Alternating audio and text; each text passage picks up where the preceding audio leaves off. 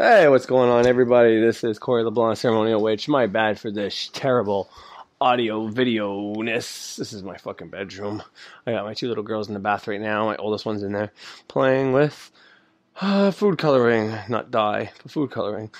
It's probably not necessarily great for the body.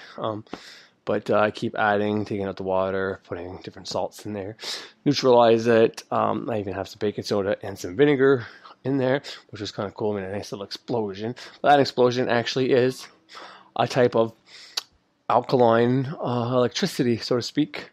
And it's kind of the process that your body does internally that, that actually creates electricity inside your body to, if you, a long time ago, but like not near the beginning of my episode, somewhere in the middle of my episodes, closer to the beginning though, there is videos in there about Jerry Tennant.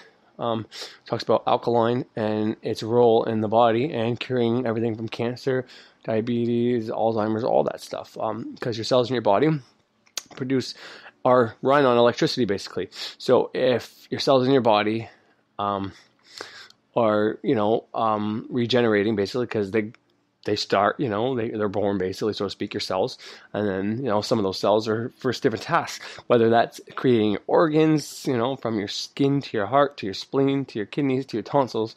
Everything is made up from cells. And there are some cells that are just, it's very complex. So it's hard to just give a generic, simple picture, especially because, I didn't do any actual study like in any kind of school or anything for any of this stuff. I'm going by what I'm learning online myself. And I think I have a great perception and I think I understand it well, but once again, this is just stuff online that I'm learning. And just like the textbooks in the school, arguments have been made that our history is wrong. So anything you learn in school and get a degree for can technically be based on wrong. But then the alternative is what?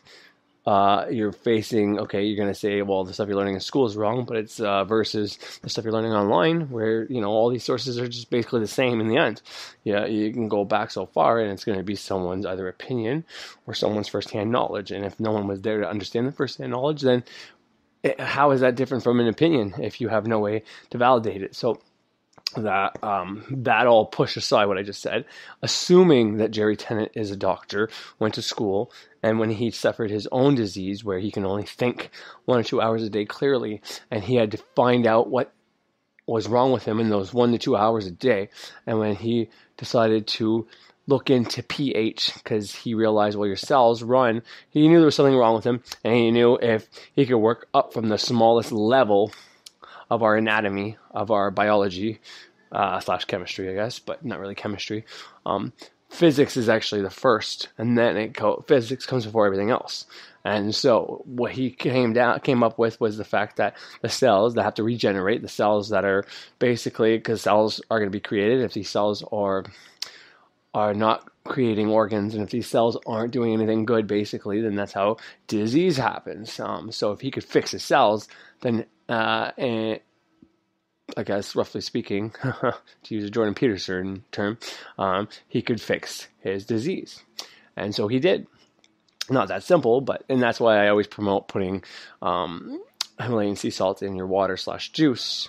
If you do that, you're adding electricity in your body. So to make this long story short, by putting that stuff in the water, and once again, I've said this many times, you absorb way more water in a bath than you do by drinking water. But if you're drinking water and you put minerals in it, such as Himalayan sea salt has 82 minerals in it. However, if you're able just to, I could say you don't like the taste of salt and water, which I don't blame you. You probably don't. I do. I got used to it, and I've always liked salt all my life.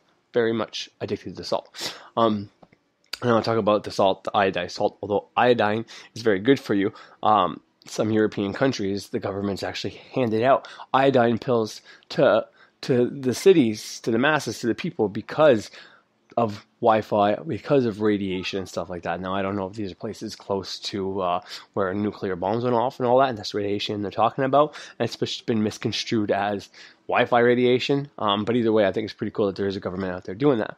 Likewise, these same governments that hand out iodine pills to help battle cancers from radiation, basically, because especially here in Canada, we don't pay for our health care. Therefore, if everybody's dying of cancer or any disease, then that's going to take a toll on, our debt, on our money, basically, because someone has to pay these fucking doctors and someone has to pay for this medicine. And if everything is paid for by the government, well, then the government is paying for it. So the more sick people you have, the more, more money the government has to spend. Probably a reason why they also legalize marijuana here in Canada. I don't necessarily think that marijuana saves people, although I can make that point too, because I've done research on that as well. Being that we have a cannabinoid system in our body, it's actually called that in cannabinoid. So by smoking cannabis, people it used to be illegal. But anyways, the point I'm trying to make is just that electricity I put in that bathtub with those two little girls is actually good for them. Vinegar is not unhealthy for the body. It's actually a healthy acid. That's why drinking a little bit of apple cider vinegar a day will actually help you, and that's the vinegar I put in there. It's apple cider vinegar, so it's not as intense as just regular vinegar. It is an acid, but it's not like a sulfuric acid or something like that. But yeah, when you put that in there, the base, and that's basically what your body's doing. When you drink something, especially something like pop, that mixes your body, it confuses your body when you drink pop, and it doesn't produce that. Because it's acidic, but it's also like a base. So anyways, the formula from pop going in your body, basically, your body doesn't do the other part. If you put something very acidic in your body, then your body's going to kind of try to add a base to that to even it out. And likewise, if there's something very base coming into your body, there's an acidic process. And that's why our food, most of our food, unless it's spicy food, is very, can be, once you chew it up and everything cuts together, it's very much a base. And the exception would be for like adding spices and stuff like that, which spices are very healthy for you. But we have acid in our body that helps break down that food as well in our system. But there is a process that happens, and it's mainly with liquids, as far as I know, that it creates, it does that. That reaction of baking soda and the vinegar is very similar to a reaction that happens in your body. Once again, this is all information I picked up from different doctors that are kind of on a spiritual slash, not motivational speaking, but a self-help kind of journey now, and trying to give out information that they can't or couldn't give out when they were an actual practicing doctor. So by that process happening in your body, that creates electricity, and then that gets distributed to, according to Jerry Tennant, you have like battery packs in your body, okay? So if there's a specific part of your body where the cells aren't healthy and you have a disease in that specific part of the body, well then you got to check the cell growth. You got to find out, and he's got various things to do. He's got tuning forks that will essentially tell you exactly where the problem is, and then from there where the corresponding battery pack is, and then from there if there's another problem as well. He really, he actually is not a spokesperson, but he does promote, and he does make money off of his company, and he's very open and upfront about that, which I like. But there's a company, and it's basically, it's like seaweed, or like algae. Anyways, basically your spirulina, that green shit there, or one of those things. Anyways, a lot of these health food things that have lots of antioxidants and different healthy things for you that help you live forever. Well, spirulina is one of those superfoods. There's multiple things, kind of like chia seeds. But spirulina is the kind that is like made from algae, from water. And there's some very, very powerful stuff found in water. It is one of the elements. Everything we eat, human-wise, whether it's the animals or it's the plants, it needs water, it needs earth, it needs the air, and it needs fire, which I don't know how you want to classify that, if it's the sun or not, because technically the sun would be air, but then there's also oxygen as well. So I don't want to get into that. I have opinions, but once again, it's a very untidy perception, so I won't talk about that. But one of those two, could be considered the fire. One of those two, and fire is also like action and all that of them growing, whatever, blah blah blah blah blah. But stuff that's in the water has less oxygenation. And it's more concentrated probably when it comes to things. So anyways, there's just some power in that kind of stuff. So before anybody gets all upset and thinks I'm doing something bad to my daughters with all that, well, I'll just understand that I've done a lot of research on this, and I'm not saying I'm right. I'm just saying, according to my research, I'm right. Oh man, fuck. But anyways, I was supposed to go on Spreaker a few times ago and make a fucking video. Make a fucking episode, finishing off what I wanted to talk about, and I dropped the signal, I want to say like 4 or 5 nights ago, and I never got around to it. So I think I might just say what I have to say on here, and then make the episode after, because then I can just say what I wanted to say now and then elaborate later. And, I wrote a couple points down, and basically I was just going to let my intuition and my, rambling kind of happen and go forth. And, I play a lot of Jordan Peterson on here, and Jordan Peterson breaks down the Bible a lot. Jordan Peterson is a very intelligent person, I think. Is he perfect? Hell no. Am I going to adopt all his beliefs? Hell no. But it serves a purpose listening to him, because, he's got a lot of very good ideas. And I mean, everything that he says to a fundamental level, or on a I don't even know. That's not what I meant to say with fundamental level. But anyways, on some kind of a level, and that could be just me, because I can watch kids shows and think there's occult knowledge in there. And I think at a certain point, you just get to a certain point where you can make anything sound or look like occult knowledge and relate it to it. That's maybe just where I'm at. But anybody who talks about Jordan Peterson and doesn't think he's a practicing occultist or anything like that, they're probably right. I don't think he is. I think he might do some things that he doesn't believe is occultish. Who am I to say what he believes in? I don't know what he believes in, and I don't care what he believes in. I'm happy what he's doing, and I think it's very important what he's doing as a job. So I'll leave that at that.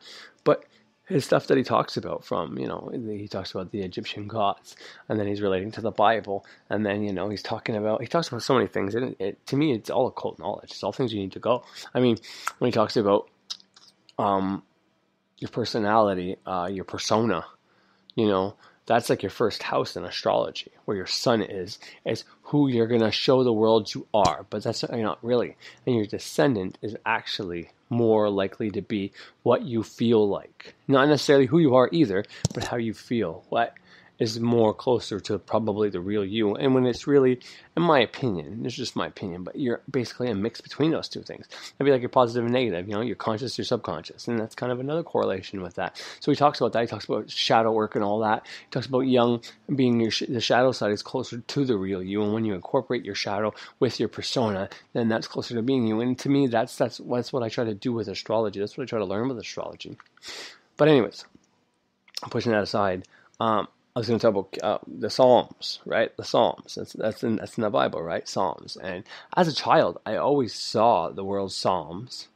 And, they're going to sing the Psalms. We're going to talk about the Psalms, blah, blah, blah, blah, blah, blah. Whenever we stayed up and passage from the Psalms, or when we're sitting down, someone goes up there, or whatever the case is. And I was always infatuated with that word. And I always asking my mom and everybody around me, like, who wrote the Psalms? What's the Psalms?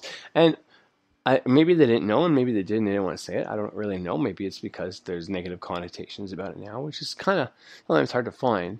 And there are things about King Solomon that aren't positive, but I think for the majority of the stuff you find out there about Psalms and Solomon is pretty good. I mean, maybe I'm just not looking in the right places. I don't know, because I'm very specific in some of my searches, but that's where the Psalms come from. The Psalms come from King Solomon. He wrote the Psalms. That's who wrote them. So anybody who's practicing ceremonial magic and potentially even witchcraft, they say that the Bible, they don't believe in the Bible and this and that. Well, witchcraft might be more of a stretch, but for ceremonial magic, I mean, a lot of this shit comes from King Solomon. It not necessarily comes from where he invented it, but all the sigils that he made for the demons, those were some, as far as I know, maybe some of the first sigils on a mass scale to the world. Now, we do know, in really ancient places, they had sigils and carvings on the wall, but not many people knew about this unless you were near the area, because, don't forget that there was no cell phones or telephones or anything like that. At one point, there wasn't even mail. So even if they had a mail system in the very beginning, to send a letter to a different country to tell them that, hey, there's sigils on this wall, I just don't think happened. Therefore, unless you had those where you lived and knew them, I mean, there's a good chance that the sigils and stuff that you learned about that came from King Solomon. The Goetia, talking about the 72 demons, the Lesser Key of Solomon, all that stuff. If you deal in any witchcraft that has to deal with these demons, and these demons, even if it's the Enochian stuff, I mean, technically, it's all coming from there. Enochian was, derived in some way from these, for using the angelic forces to control the demonic forces. So to just because the Bible is been corrupted, and it is corrupt, and I'm never going to say that it isn't. But to just tear apart the whole book and not use it whatsoever, because of that, is just silly. It's like throwing the baby out with the bathwater.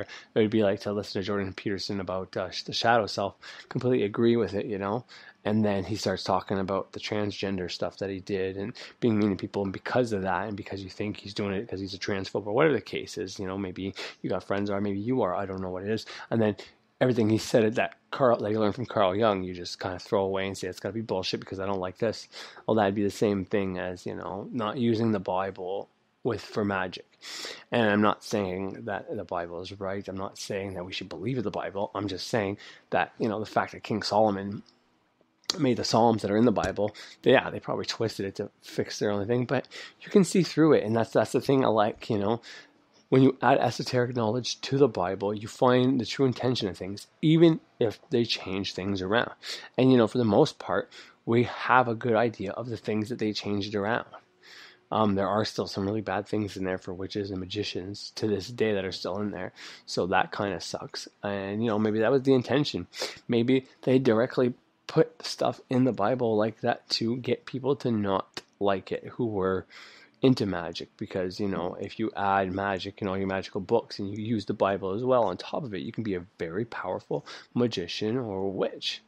And if you don't, well, then you're not going to have the full ranges. I mean, that book is a tool. A book is, as Jordan Peterson said, a library, because it's all separate books inside one big book. Therefore, you can't just take a couple of those books that have been corrupted and throw all the rest of the books out. That'd be like going to the library and seeing Hitler's book, Mein Kampf, My Struggle, basically. But that's this book he wrote when he was in jail, basically before World War II, I want to say. And I read most of it.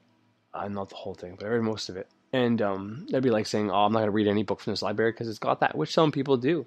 Some people do that, that Chick-fil-A thing I put on here. After Xavier talks about how the owner of Chick-fil-A said the sanctity of marriage should be between a man and a woman, and pissed off the gay community who didn't want to go buy any. And then the Christian the Christian community, I guess, said, well, if they're not going to do it, we support you for saying that statement. And more than that, we're going to actually financially support you and go in there and buy a record number of Chick-fil-A so to show the gay community we're on top. And that could have been all bullshit, to be honest, but that's what happened. And it's the same concept, right? This person says something wrong, so they might have great food and it might be healthy for you, probably not, but just because he said one sentence, he's not going to go in there, even though the people that are working there and need you to go in there to provide for their kids or whatever. It's just a way of thinking. I'm not saying go to Chick-fil-A and eat that shit to support the people that work there. Fuck no, don't do that. They're working there. They're bad if they're going to work in somewhere where it's going to do more harm than good to keep that place open. And I'm not saying that that's the case or not. I'm just throwing shit out there. But what I am trying to say is, that's the whole throwing the baby out with the bathwater. And if you incorporate the Bible into your magic, you're going to be a better magician or witch or whatever you might be practicing. Maybe you're just new age. Maybe you're just someone who likes to do yoga and start concentrating on breath and getting fucking intuition kicking in, so you're meditating. And that's cool. Do that. Do it smart. Maybe pick up a couple beginner books of magic that just teach you the basics about making circles and a couple protection amulets and all that. And once again, you can make the argument that says, well, once you open the doors, once you feel the need to create a protection amulet, you are opening up in your mind the potential for danger. And if you were to never open up that potential for danger, then you'll never be in danger. And I don't believe in that. I do to a certain extent, because the whole, you can't be hypnotized unless you believe in hypnosis. And yes and no, because people are getting hypnotized all the time by the TV. People are doing magic all the time against their will that they don't want to do, by cursing themselves and watching TVs and creating fake scenarios in their head through the TV. Like I said, Grey's Anatomy, if you're watching that, well, three or maybe every episode, probably every episode, you're going to see something about someone dying of cancer. And it's just going to make those stats that they throw out there in the world reaffirmed in your head that cancer is that real and that more of us are going to get it. And this argument I'm presenting, to throw down the other argument, is also making a new argument, because the fact that they tell you cancer can kill you is now opening up the opportunity for cancer to kill you. So it's the same concept. So this is one of those chicken and the egg things. It's a circle, and to break that cycle, you kind of have to do both. You got to protect yourself from it, and then you got to stop giving it power, and then eventually you won't need your protection anymore. So that's how I would answer that question if I was asked. Do you believe in a protection amulet can actually bring you the thing it's supposed to protect you from? Well, if you're protected from it, then you got nothing to worry about, right? So it's if you start looking up demonic evocation and start doing it and not knowing how to protect yourself, then I think that statement is completely real. I think the fact that you started doing something that you didn't really know about, and you open up the idea like, okay, I'm going to be summoning demons, shit. And I don't think you could summon demons until you actually summon demons. You know what I mean? I don't think there's going to be demons around you all the time. However, I think there are exceptions to the rule. I think that people are not just going to be subjugated and affected by demons just random willy-nilly unless they are doing something or someone else has superimposed one on them, or they're somewhere, that like the King Tut thing, the sarcophagus, whatever, however you say that word, basically, where the mummies lay and all that, was apparently cursed and all that, and whoever laid on it. But technically, we know, or at least there's been some things written, I don't know if it was on walls or parchment or wherever. This is something I'm just throwing out there, and I'm not saying I believe in it or even if it's true, but from what I gathered from that, there was an egregore or servitor or thought form created to scare people away. I mean, if you knew someone was going to die, or when someone died, if you had this information, level of knowledge, if you knew how to make servitors and stuff like that, why would you not do that?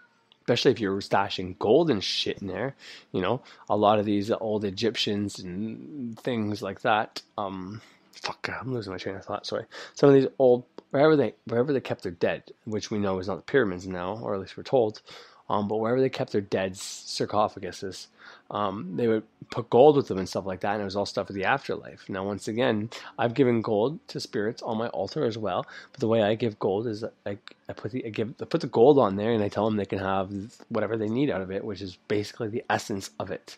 They don't actually need the gold, but it's what the gold represents. It represents the sacrifice from me.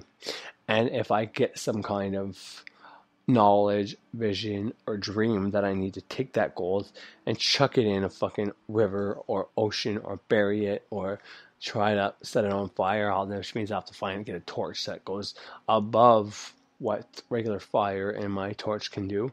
But I'm going to do something like that. I'm going to give it to one of the elements and tell the element that it needs to get to this person because that's who told me to do it in the dream. So, but that's how you do it. So, when you're giving stuff, food, they don't actually come down and eat the food. They don't actually come drink the drink. But that's the reason they like alcohol. Alcohol is called spirits after all, right? Like hard alcohol, it's called spirits, right? So you can go believing all the stuff on there saying whenever you drink spirits, then a spirit takes over your body. And I'm sure there's definitely, and I could totally make that case as well. But they take the essence out of it, whatever that essence is. And maybe it could even be said that, if when you give that to them, they go in there and then you can drink it. But I don't drink the alcohol I offer them. I take it and once again I put it on the ground. So when it comes to the gold and stuff like that I've left Mammon, whenever I did my stuff for Mammon, that was one of the things. I took my gold chain off my neck and I left it on my altar for a couple of weeks. And then when I got the 10 grand, I put the necklace back on. Now, I gave away that necklace because I had such a dream telling me I needed to do something with it, basically. So I did exactly what happened in the dream with it, and it's now gone. You'll never see that gold necklace on me anymore because I gave it up. And that might be the reason why. Maybe because I offered it to a spirit. It actually had to be a sacrifice, and I wasn't able to have it anymore. I wasn't able to use it anymore, Wow, I'm way off topic. I was talking about Solomon. The Lord of the Rings, right? Saruman. It's not Solomon, but Saruman, I want to say. And I'm pretty sure that's the big bad guy's name. However, one of Gandalf's buddy wizards that ended up betraying him or whatever had a similar name. And I can't remember what it was. But so the two bad guys in there that were made evil, their name resembles a lot to King Solomon. Not only that, I mean, Lord of the Rings, right? Who's the Lord of the Rings? Well, we know that's Saturn. Saturn evil, being the devil, being Satan, not the devil. That kind of stuff. Just anybody who did anything good gets demonized, right, by culture. And if it's not directly done by the priest, it'll be done by the culture. But I just thought it was I thought it was worth mentioning clearly that I was drawn to the word Psalms, P-S-A-L, Psalm. I never knew what that was. I never knew what it meant, but I was always like, man, it's a cool looking word. And why would someone put a P in front of Psalm if they didn't want you to know it was King Solomon? Why would it be like that? Or is it because Solomon was actually written with a P in front of it? Maybe it's not King Solomon either, which kind of is how you spell salmon almost, in a way to speak, in a manner of speaking. So is that have something to do with it? I mean, P-S-A-L-M, Salm. You can see the word Solomon in there, as give that A there. I know how to write Solomon, S-O-L-O-M-O-N, but you can do it S-A-L-A-M-O-N if you wanted to. Solomon, you know what I mean? So it's very similar. Hold on one quick second. What's up, Owen? What's the baby? In the bath. What, boo? Yeah. Don't go in there. You're playing with dye and stuff like that. It's food coloring, so having fun. Go downstairs, clean up that living room, sweep, mop, do all that stuff.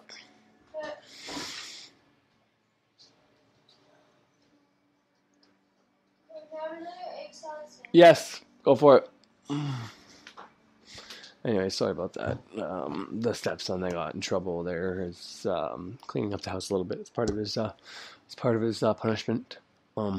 He's got the TV on, so it's not much of a punishment. But anyways, so now I'm going to go into something a little different now. I have way more to say about King Solomon and all that. And, like attracts like doing shadow work right now, which is why I'm watching Jordan Peterson so much. And because of that, so I'm just getting comfortable because I'm a little tired. I normally don't do video. I normally do radio podcasts. But this is probably why, because I can lay down in my bed and talk to you guys without being seen. And truth be told, I'm actually blocking the screen. I'm not actually looking at myself right now. I got the notes thing up. Oh, yeah, I can't do this. All right. I think my girls are about to get out, so I might have to actually stop it here and then resume in a moment. So I'll be putting 2 videos on. But the next thing I want to talk about is the thing I was enlightened to that came to me. So, facing fear right now in my life. And the reason I say facing fears, because like I said, I'm doing the shadow work stuff. And to me, part of my shadow work is facing fears. It's always been any fear that I have that I shouldn't have. I should be fearless. I want to be fearless. That's kind of the goal. So, facing my fear right now, the biggest fear would be leaving my daughter. Working and contributing to this corrupt society, so to speak, would be the part of that fear.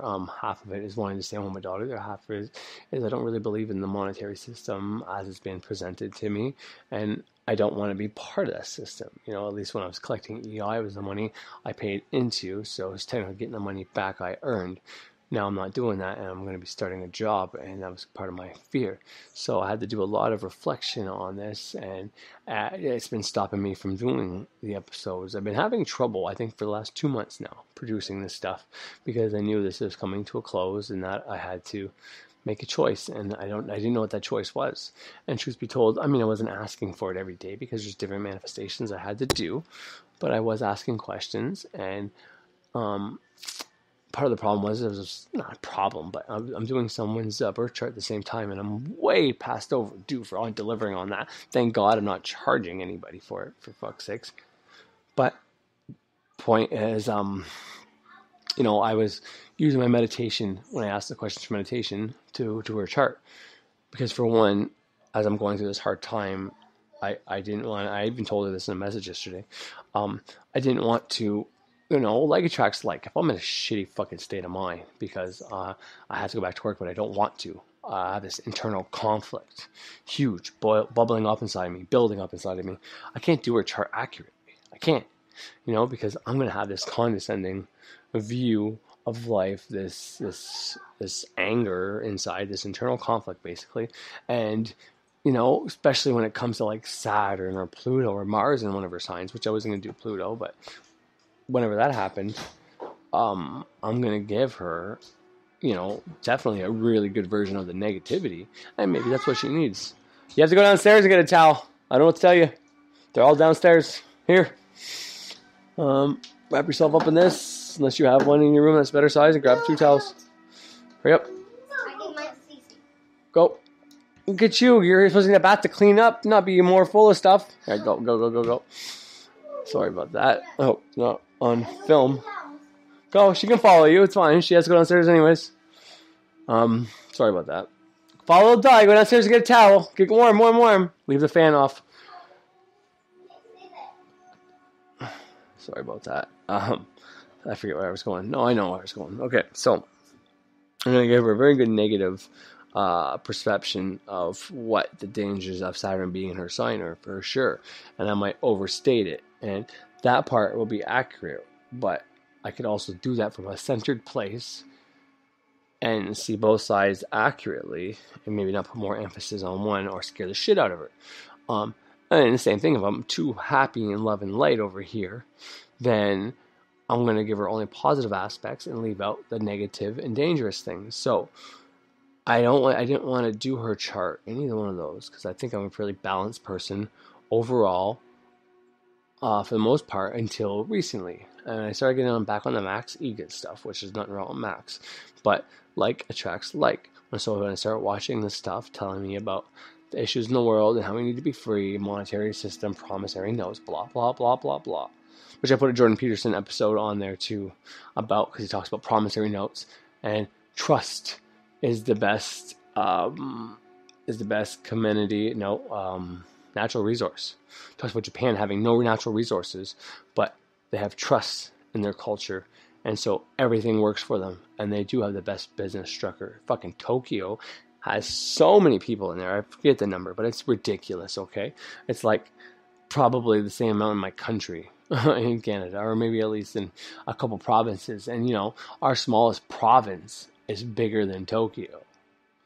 And yet Tokyo would have probably 10 times the amount of the smallest province in Canada. So anyways, point is, they gotta build upwards. They're building on the fucking ocean, for God's sakes, or the rivers, or whatever it is. I know it leads into an ocean. I don't know if it's exactly the ocean where they're building, but anyways, they're skyscrapers. They're actually having to put stuff in the water and building foundations in the water, and then above that. But anyways, point is, they have trust there. And what's on all the American money? Well, in God we trust. You know what I mean? A trust account, set up a trustee. All these words are used when talking about financial stuff. Trust. Trust is the best financial commodity. It is the best natural resource. And then in there he talks about, well, it's a promissory note. And what's a promissory note? A promissory note's a promise. And what do you do when someone promises something to you? Well, you trust them to keep their end of the promise, their end of the deal, right? It's trust. It's a two-way thing, right? He gives you a promissory note, and you give him trust, basically. And then once you give him that trust, he's free. He's not going to worry about it. He's not trying to deceive you, and he will eventually give you back the promissory note, basically. So then you hold on to that promissory note. Now, if you're holding on to that promissory note, does that mean you have been paid and you don't have any promises out? Because technically when you had your money, you gave that money to that guy, he owed you something. But yet, in our society, you look at it and it's like, well, you're out that $20 you just gave to him, but he owes it back to you, right? So technically, you didn't lose anything. And it's true, you didn't lose anything. You give him a promissory note. You give him a fucking promise note that you technically owe back. He's going to pay you so you can pay it back to somebody else. It's a stupid system is all I'm trying to say. So I didn't want to add to that by going back to work, okay? Because I think it doesn't make any sense. But then I'm listening to Peterson. I'm doing this shadow work. I'm realizing, where's my shadow? Well, it's in Scorpio. What's in Scorpio? Fucking Pluto. My God. Oh my God. You should see how many bad things are about that. Where is it? Well, that's my 6th house. What does the 6th house mean? Oh my God. Jesus Christ. Are you kidding me? This is some bad fucking news, right? And then I start listening to Pearson, and he's talking about how 80, 85, sometimes 90% of the people that come to see him is male, and men are really needing this information. They really, really need this information. And going by society, again, you're damn right we need this information because men have a hard time in life. I'm not saying we have it harder than women, not one bit. The women got it fucking harder than men. From the minute they go to school, the minute they have to have babies, menopause at 40, the pressure of having kids and all that. Trust me, I don't think women have it easy at all. I'm just saying, though, there's a reason that men are committing more suicide than men. All right, let's try this again. I gotta block the screen so I don't stare at myself. Hello, ladies and gentlemen. So, I got a bit of a cold, or I don't feel right. Hence why, one of the reasons I haven't been on a lot. Other reason, though, like I said in the last video, is just because of things I was going through and certain things I've come to realize, taking some Jordan Peterson advice, which I'm going to get into, and that is just, that goes along with what I realized that I have to do as a man to, kind of goes along with the responsibility shit he was talking about. Through his work, I was able to kind of see where I am. I've always said I probably have ADD, and then whenever he talks about ADHD and ADD, being these catch-all things, meaning people may not necessarily have those. There probably is a few people that are just straight ADD, ADHD, possibly, but to put as many people that are on Ritalin in our society, based on the fact that Ritalin, Concerta, whatever you use, Adderall, just because it makes you focus, calm, not hyperactive, it does not mean you had ADHD, because you can give a calm person Ritalin, Adderall, Concerta, whatever you want to call it, and they will be even calmer. They'll be able to focus. At my job interview, I talked about my son being on ADHD, and the guy interviewing me, he stopped and he told me a couple things. He told me, for one, I should try to get my son, who has ADHD, into coding. He said because he was a chemical engineer at the company that I was trying to work at, and he learned a bit of coding, and the fact that he knew coding is how he got jobs. And his father was a chemical engineer, and a lot of his friends are chemical engineers, but they don't know how to do coding, and because of that, they can't find jobs anywhere. But because he knows how to do coding, he can get a job anywhere. And it doesn't even matter if he had another skill, specifically the chemical engineer part. Didn't matter. He could do any job as long as he can code, because they are looking for coders like crazy. And he told me that he has a friend who also has ADD or ADHD, I forget which one. And whenever he takes his medication, he can code for hours and hours and hours on end, because he's just focused, he's in the zone, and he does it well. And I know people at university and colleges buy Adderall. There's fucking documentaries, whether they're true or not, I don't know, but you can watch documentaries about Adderall and how kids want to buy it, use it. The kids that are supposed to take it are selling it, basically, to other kids that want to use it because they don't no longer want to use it, kind of thing. So it's kind of funny, but anyways. So just at my interview, that was discussed. And so I thought it was a pretty weird coincidence as well. The guy training me tells me about that. But it was good advice, because he was basically saying coding is the thing that if you know how to do, it's one of the greatest tools you can have today's day and age.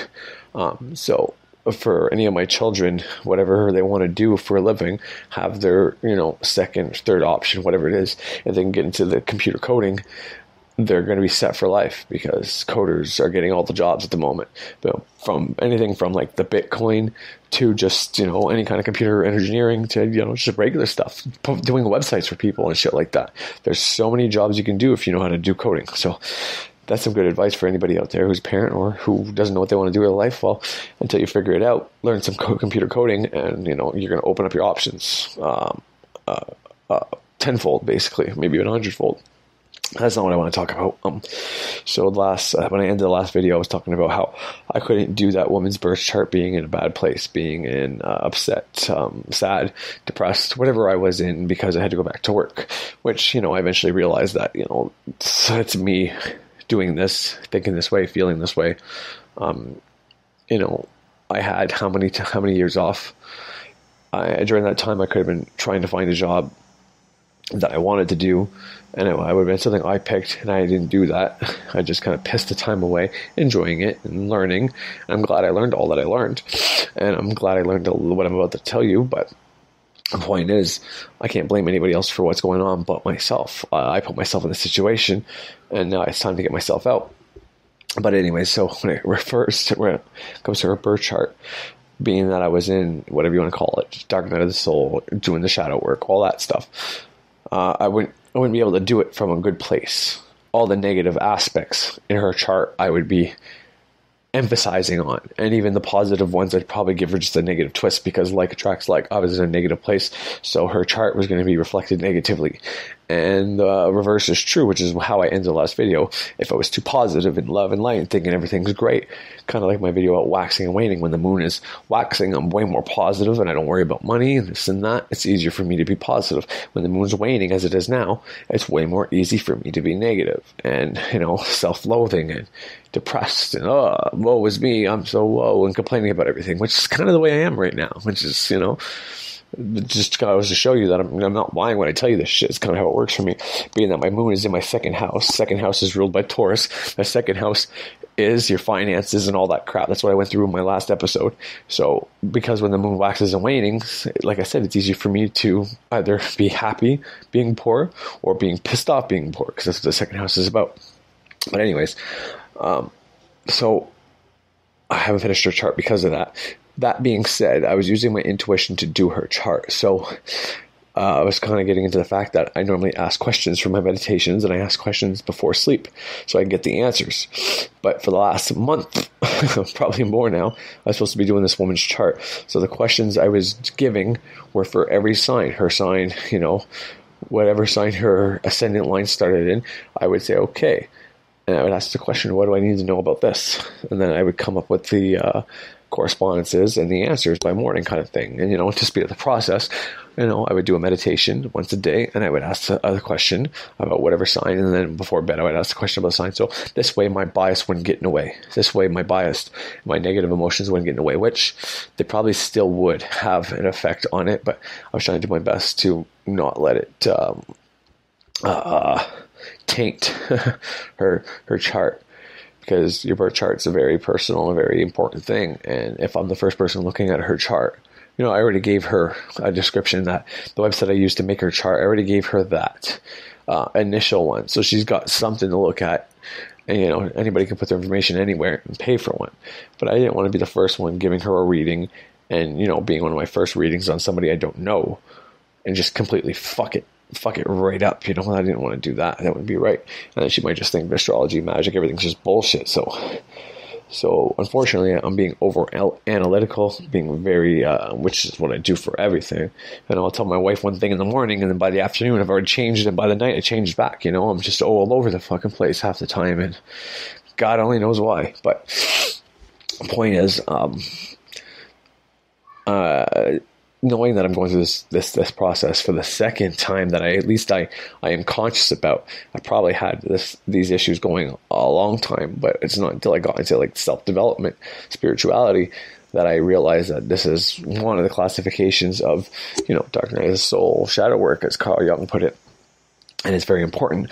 And even, pretty cool that, the first time I did this, I was watching Jordan Peterson, but I didn't even know it was him. And the second time it comes around, one of the identifiers was like, holy fuck, every time I go through this process, Jordan Peterson pops up to help me through it. And it's not really Jordan Peterson per se, it's Carl Jung, but he just talks about Carl Jung so much that you don't have to read Carl Jung's books if you don't want to, which, I suggest, especially the ones he suggested, Volume 9 and both Volume 9. Volume 9 is 2 books, A and B. First one, I forget the name of it, something about personalities or personas, and the second one is Ion. Anyways, I have links on Spreaker to get the free PDFs for both those books. So you go to, I don't think it's my newest video or my newest episode, but it's my second. Anyways, if you just go to the description or the info section of my videos, you'll see the link. So I don't even think you have to watch the show. So if you don't want to watch or hear what I have to say, just want to get the links and just do that. I don't really give a shit what you do. But anyways, back to the point.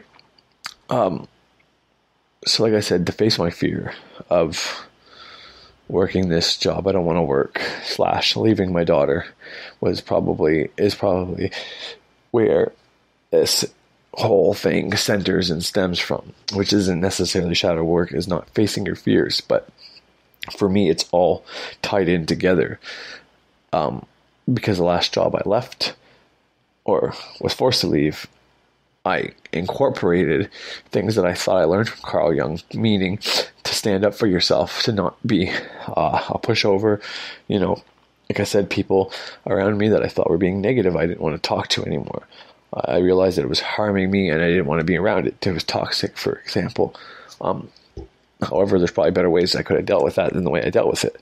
And, you know, just putting out there that I'm not going to be fucked with, you know, being that dangerous person with teeth, or, you know, realizing that I could harm people, but I won't. I choose not to, you know, is intimidating to some people, possibly, you know. And I was already, I don't want to say I was already an intimidating person prior to that, but it kind of went around like, if you yell at me, I'm going to yell back at you. So most people wouldn't start anything with me. However, a lot of people talked behind my back because of the fact that, you know, they knew if they said something to my face, I would say something back. It's kind of the same situation as my stepson. A lot of people, and I try to tell him that because he thinks he knows it all at times, and he does know a lot. He is a smart little boy, but the point is, most people will just go along with him because they know if they call him out on it, he will react. And I'm just kind of saying in this situation that I'm very similar in that way. And that might have been fake of me at that job. It might have been, you know, thinking I'm incorporating my shadow self, but really I was just kind of putting out there, hey, I'm tough. Don't fuck with me. I'm going to punch you out, knock you out, whatever, punch you, whatever, however you want to word that. You know, it kind of like that little dog yapping so loud at the big dog. It's trying to scare him away, saying, look at me, I'm scary. Kind of like the kid going around saying he can fight, telling everybody about all his fighting stories. He's trying to make it look like he's a good fighter when really he's never been in a fight in his life. I think I have a better understanding of all this now. But this is not what I learned from Jordan Peterson this time around. This is just little things that I'm coming into realizing, but contributing to this corrupt society was another one of my fears. And I don't necessarily think the society is corrupt, as, you know, the way the money is split up and the way some people, and I was like this very much, you know, working and spending the money and just realizing there's more money that's going to come because I'm still working. So it doesn't matter if I pay the bills now or later. And now more than ever, I understand that it's way more important to try to get your bills paid off, especially the ones that have a time limit or an actual end in sight. The ones that don't have an end in sight, I don't really worry about because they're always going to need your money when it comes to like your water tax, your water tax, your land tax. They need us to pay those regardless. There's not really something they can implement things, scare tactics and all that, but for the most part, I'm not worried about that because it is what it is and it has to be paid. But things like your car that you could pay off and be done with, you know, those are things that the faster you pay it off, the faster you're without that payment. So that's awesome. But that's how I'm thinking now. I've changed my whole thinking from being, you know, somebody who is very Venusian. I went over this in my last episode, being that my moon and Venus are together, both in the second house, the moon reflecting whatever sign, symbol, or planet it's with, kind of, well, more of the planet than anything. So my moon would act like Venus because the moon's reflective, water's reflective, right? Water represents the moon. You look at the water, especially if there's a nice sunrise or something like that, you're going to see the sky and the water. It's reflective, right? So that's what the moon does. It reflects the sun's light. So any planet that's in the same house or sign as the moon, very close to the moon, it's going to reflect the same attributes. Therefore, my moon being the second house, being all about financial stuff, like I said, when it's waxing and waning, I have an easier or harder time dealing with the money situation going on in my house, which could kind of make me look bipolar in some instances. And it's really not being bipolar, it's being affected by the moon and what house it's in. You know, if my moon was in a different house, then whatever attributes that house represents, you know, whether it's going to be the one with family, or the one about sex, death, and transformation, or, you know, whatever the case is. My moon was in those ones, but those would be the issues I would have trouble with when the moon was waxing and waning. And on top of that, because the moon is in the second house, it has to do with financial and stuff like that. Venus has a lot to do with material possessions, financial stuff. How do you look? How do you feel? You know. Which is why, as a child, I was super confident. I thought I was good looking, and I told everybody I was good looking. I was considered cocky and conceited. Whereas now, not so much. I'm kind of the inverse of that. I'm very right at this very moment right now, I don't care as much when I go out in public about if I'm shaven, if I have pimples on my face. Well, the pimples still bug me. My hair is done and all that, but there was a point in time where I couldn't even go anywhere unless I had to fucking work out first. I had to clean my house. It was all about presentation, and all the shit was fake, really. Yeah, I clean my house before people come, but my house isn't always clean. So, but I'm trying to put off that vibe, like, oh, I'm a clean person. You know, just like if I had to work out before I did something, I had to put off that vibe that, hey, I'm a big buff guy or whatever, you know. I want that pump for that first impression that people saw me. So, and that's all tied in together with the moon being in that second house, you know. I forgot where the fuck I was going with that. But I was just talking about, I guess, about astrology. But anyways, so the Scrub Society, the monetary system and all that, like I said, with the Venus, where my moon and my Venus is situated, has a lot to do with that. Knowing what I know now, knowing that my fears are tied into going back to work, working a job that I hate. I'm worrying more about it. I'm putting anxiety on it, basically. I'm stressing about something that hasn't happened yet, and that's been one of the things I've been trying to teach people to not do. And I'm doing that very fucking thing at this moment. And, you know, that was enlightening to find out. But I've been teaching it to try not to, telling people, you know, you focus on having fucking cancer, you put fear emotion in that, you're going to give yourself cancer.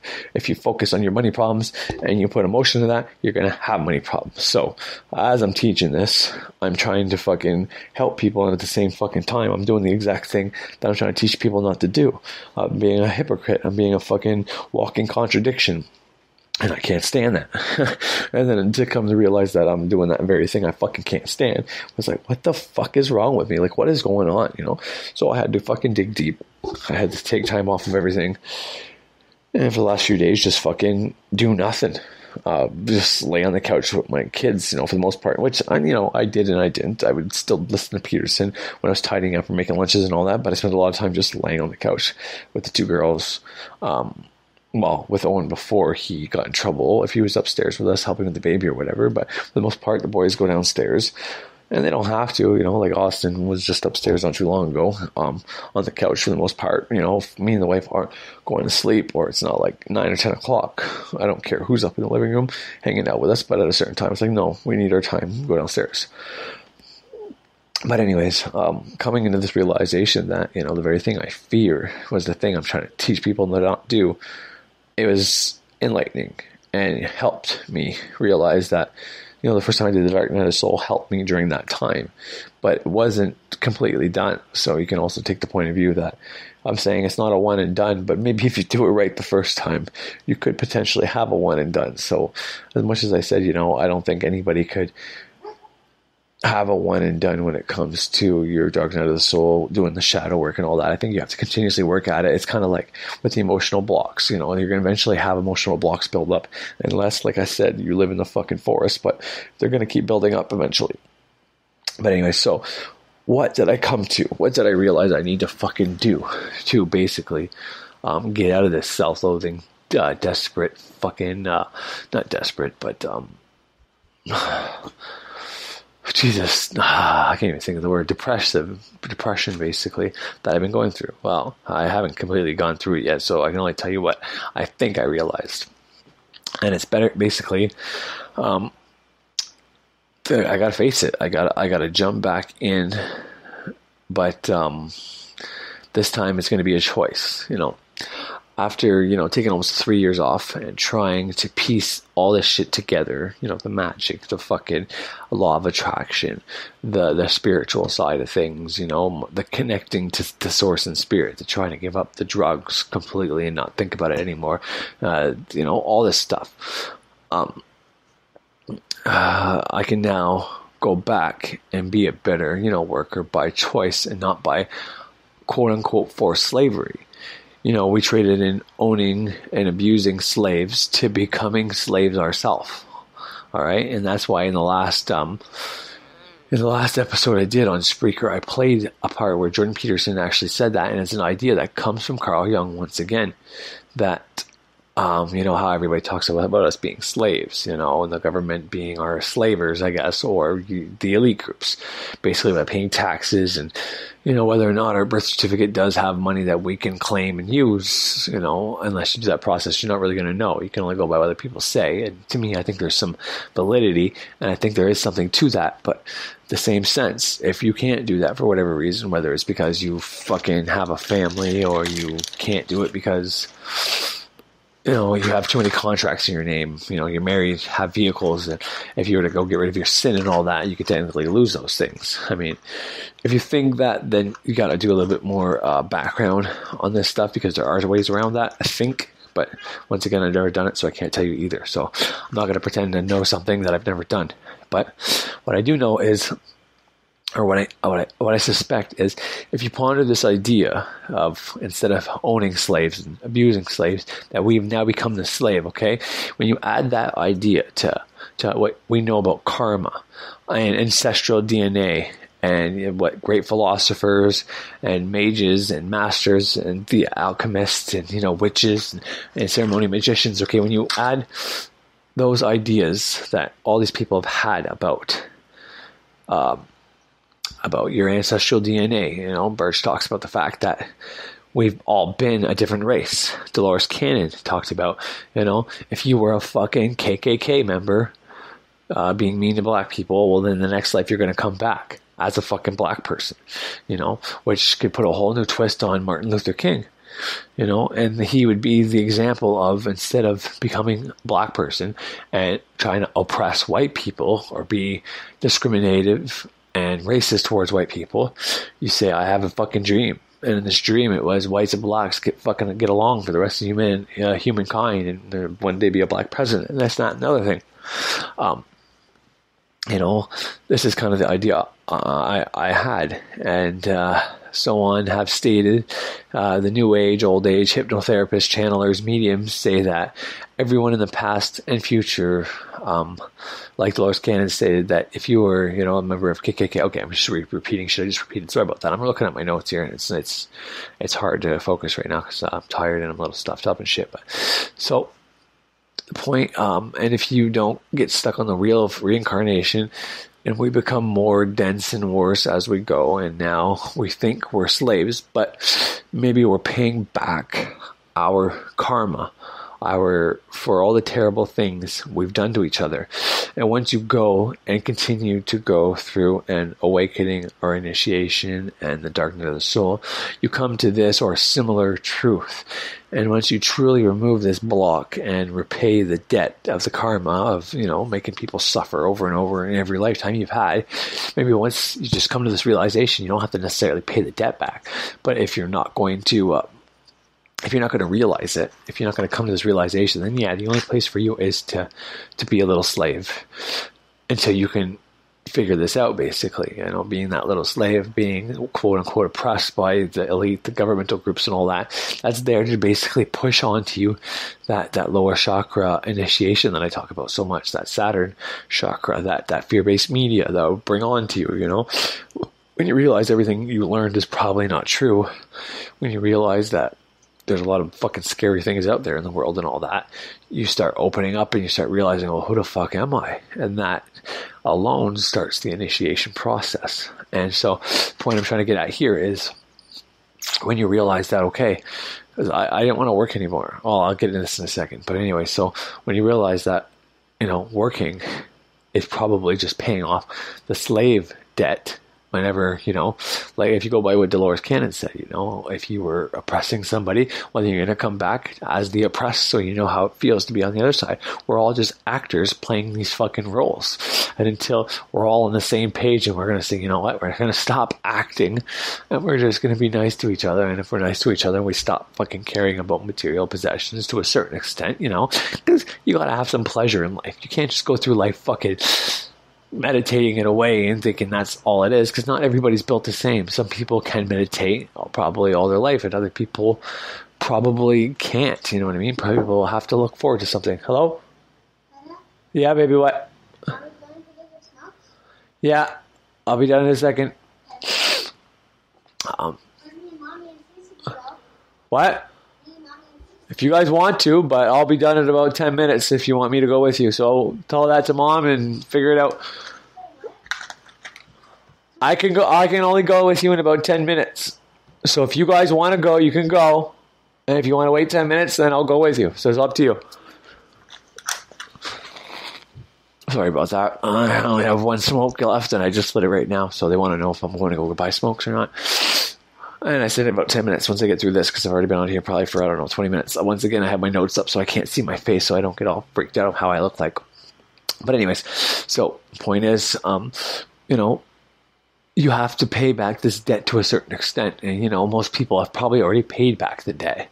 And they're just working because that's their habitual state. That's how they've been taught to be in school and all that. And that part of the reason might be, we have to keep people working to keep things going along. But for the most part, it's basically the fact that one day they're going to wake up and realize, why am I working for this? And this is going to make people wake up and have that, lower chakra open up their mind and their eyes and all that. So by keeping people in that state and teaching it, perpetuating it, eventually, instead of just one person waking up and trying to affect all of society, there's going to be multiple people wake up all at once, which is kind of like this big conscious awareness shift happening right now, where all these people are waking up, and a lot of them are coming on YouTube and having podcasts and all this, trying to explain this to people and affecting other people. We're having this big virus going through people, waking people up. People realizing there's no have to work, but people are realizing this and they're still working because, they're trapped by the material possessions. They're trapped by their mortgages, their car loans, and all this crap. And this is one of the reasons I started my thing. I walked around. I have videos on here walking around my yard showing my house I bought, my 2 cars, and stating and giving you guys the books that I've used, the spells I've used, everything I've used to make the manifestations happen, to stay home and not have to work. And that was the reason of coming on here and doing this. Maybe a part of me thought I was going to catch on so fast that I was going to become big and I wouldn't have to work anymore. That didn't happen, obviously. And now I'm at the realization that I paid back my debt, my slavery debt, basically. And I'm not doing it for that anymore. Now, my choice to go back to work is to not... Well, let me read what I got here, because it probably worded it better than what I'm going to say here. You become aware, enlightened, instead of trying to oppress, persecute those who persecuted you. You try to transmute and fix the problem, such as like MLK, Martin Luther King. And if you don't get stuck on the wheel of reincarnation and become more dense and worse as we go to now, we think we're slaves, but maybe we are paying back our karma for all the terrible things we've done to each other. And once you go and continue to go through an awakening, initiation, and find passion and purpose, and be able to not only enjoy life, but be prosperous and abundant and financial health and all types of wealth. And it's going to depend on if you help yourself, then help others, and instead of being a disgruntled employee, blaming everyone except yourself and thinking you're a slave, and either continue to do it and be a hypocrite and have an internal battle with yourself, or like me, you end up creating a circumstance that allows you to lose or leave your job and eventually use magic to stay at home, to study and figure this out while enjoying your life. But ultimately, you might be able to actually stay home, and I might be able to sustain that. I'm not convinced that I can't. I actually think I can be able to stay home and keep doing magic and doing that. Now, with my wife not agreeing with that, it creates a lot of disharmonious things between me and her. And maybe she's one of those things that I'm attached to that I don't want to lose. So I'm willing to go back to work. But I'm willing to go back to work on my grounds now. I'm doing it for me. I'm doing it so that, yes, I can use magic. And I've been successful using magic. And I've not only gotten 10 grand 4 times, but I've gotten a bunch of little money. I've gotten, not lottery tickets, like millions or anything, but I've gotten small amounts when I needed cash fast. And I was able to do sigils to win on bingo tickets and Keno tickets and get it. And I was able to get other things to manifest, So I've been very successful with magic. But if I was to have a job that, I can semi-enjoy, that I don't mind doing, that doesn't make me just stay at home and being bored and upset and having to ponder and think about the existence of life and how this all works, being like this a philosopher without a degree, basically, at home. Maybe working will help me have more experiences like that. It'll help me draw more correspondences. It'll help me interact with people. And the type of job that I chose is kind of a dangerous one that I can do almost a scientific experiment with. I'm not going to get into too much detail about that, but the job I chose to do that I'm going to be starting working actually tomorrow is dealing with old electrical equipment. Let's just say that has some dangerous stuff in it. And the facility I work at deals with one dangerous component that is, I guess, a cancer carcinogen, potentially a cancer carcinogen, meaning, the way they process it is completely safe and it doesn't create a cancer carcinogen. However, if there isn't a facility like the one I'm working at and you are exposed to this stuff prior to the process that they have excelled at or whatever, then yes, that cancer carcinogen can, it doesn't go in your body through water, or it doesn't, I forget how they worded that, but basically through fats and oil, this carcinogen can get into your body, meaning, by touching it, breathing it in, ingesting it, obviously, even your eyes, not your ears, but your eyes. So there's like 3 or 4 entries to your body. And basically, we have fats and we have oils in our body, right? So, and anybody who's been through a detox knows that whenever you start losing fat off your skin, any toxins you took in that created that fat, basically. If you look at me, you're going to see a lot of acne on my face. The reason for this acne is, probably twofold. But the main reason would be all the crap I've eaten in the past. All the, whatever it's the animals or just the chocolate bars, the candy and all that, it doesn't matter. Whatever caused it, okay? There's toxins in the food I was eating. And I had lots of fat. Like I was 220 pounds at one point. And right now I'm at like 169 to 175. I very much fluctuate depending on how much water I drink, how much I eat, vice versa, if I do any exercise.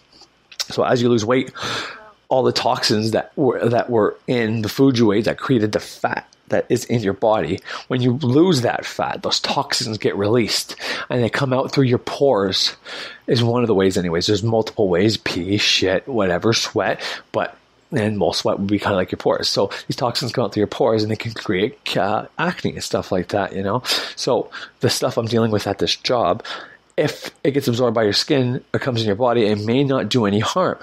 But eventually, if you lose that weight, then the toxins come out, then that cancer carcinogen is released into your system.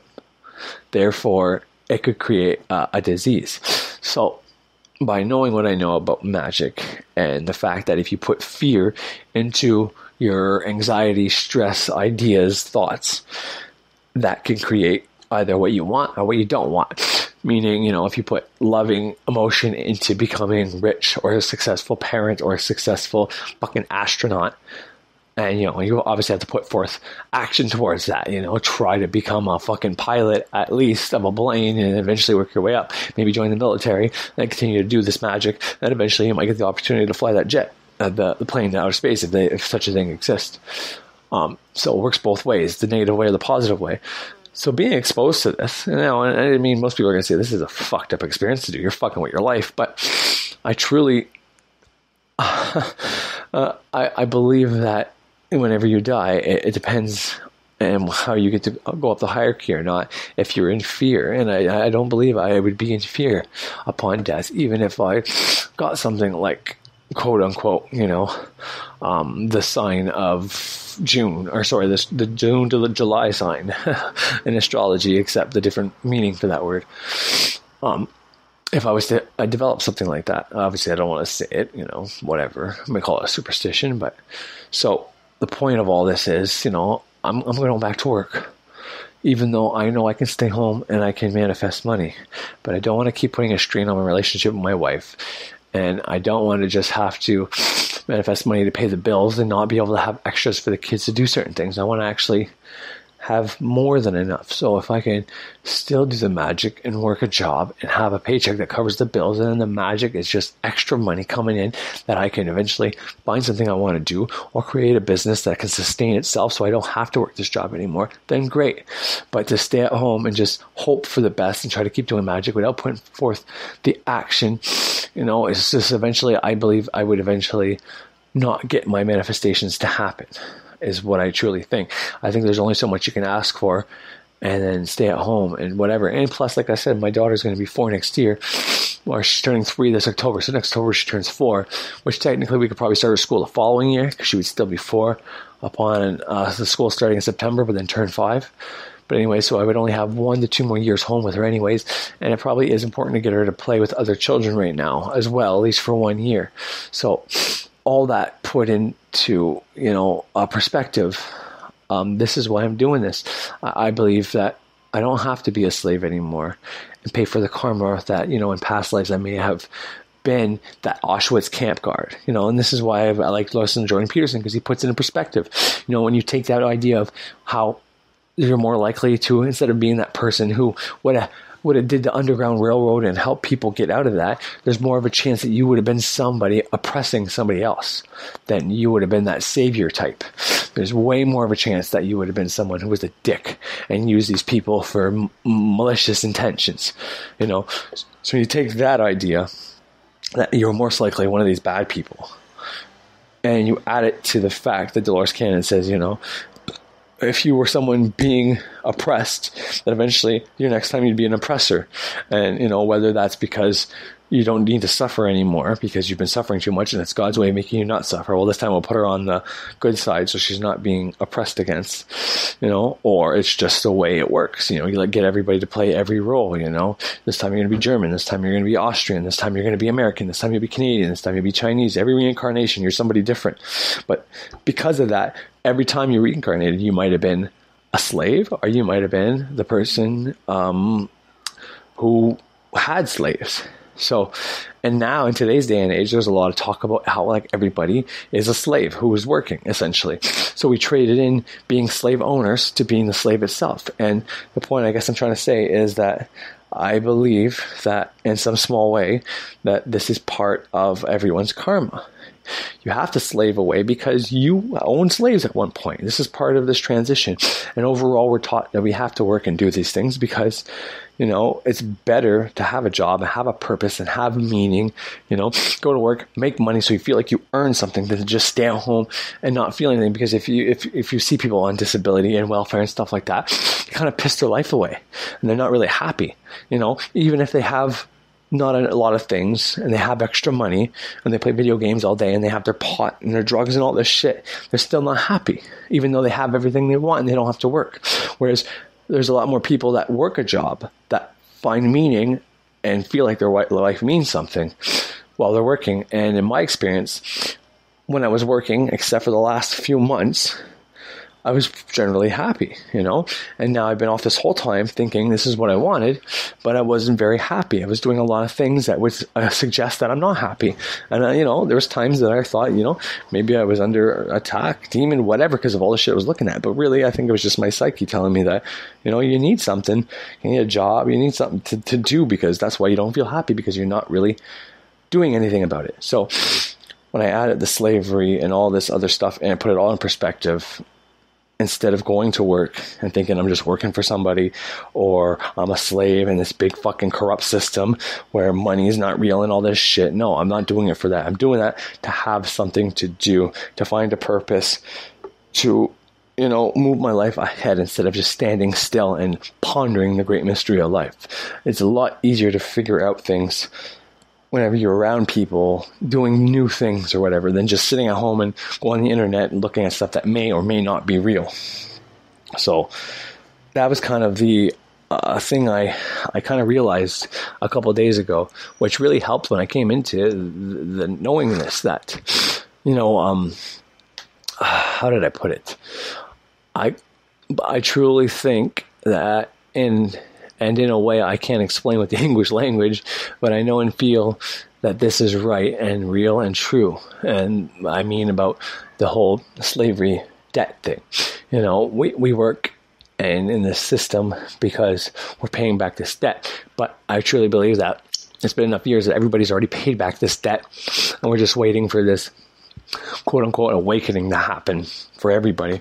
But just because you stop working, you stay home, and even if you're able to manifest money and continue to pay your bills and then find a nice balance and all that, you still may not have a purpose and feel stagnant, especially if you're doing things like, trying to become balanced and not be too negative or too positive. And you don't have somewhere to go every day to actually put yourself in real life circumstances where it tests that. It's very easy to stay home and be neutral and just choose what you want to watch and, stay in this nice little happy bubble. But to truly be tested to see if you are neutral, then you kind of have to go out there and be tested by it. And so instead of choosing to stay home, I'm choosing to go to work. And by making it a choice and not just working because I have to, it's a little bit better. It's a little bit easier, and it comes into the whole choosing responsibility thing that Jordan Peterson teaches. Young men in the States in their 30s, the same age as me, 33, have the suicide rate at an all-time high. And I can honestly understand why, especially if they had a job and they no longer have a job and they no longer feel like they have a purpose. I could totally understand them feeling like this because I kind of know the feeling all too well. And that's not something I would ever do, or I don't think I would anyways, but I understand it. And by even doing a job you think is stupid and pointless, by giving yourself responsibility, I have more than enough responsibility with the 4 children and all that, but even that I can take for granted and, is what it is, and start playing the blame game on my wife for things which, aren't her fault either, and just start pointing the finger at everybody else. But instead of doing that, I'm going to point the finger at myself and realize that all these problems are happening because of my choices.